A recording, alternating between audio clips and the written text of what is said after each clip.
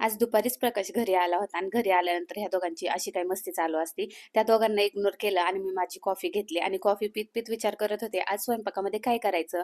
मग विचार केला की काहीतरी वेगळं बनवूया, रोज रोज भाजी चपाती खाऊन ना खूप कंटाळा आलाय. प्रकाशला घेऊन मी बाहेर गेले, काही सॉसेस घेऊन आले कारण मी आज बनवणार होते नूडल्स. चला तुमच्यासोबत पण रेसिपी शेअर करते. नूडल्स शिजवण्यासाठी मी एकीकडे पाणी गरम करायला ठेवलं आणि दुसरीकडे ना चटणी बनवायची तयारी करायला घेतली. पाणी गरम करायला ठेवताना मी त्याच्यामध्ये 2 टेबलस्पून ना तेल ऍड केलं होतं, जेणेकरून ना नूडल्स जास्त शिजले तरी ते चिकट होणार नाहीत आणि एकमेकांना चिटकून बसणार नाहीत, त्याचा गोळा होणार नाही. नूडल्स काढताना कधी पण थंड पाण्याखाली धरायचे, जेणेकरून ते एकमेकांना चिटकून बसत नाहीत. ते थंड होतं ते तोपर्यंत इकडे भाज्या कट करून घेतल्या, त्या कांदा, शिमला मिरची, गाजर, कोबी, छोट्या छोट्या मिरच्या, आलं लसूण बारीक करून घेतलं होतं.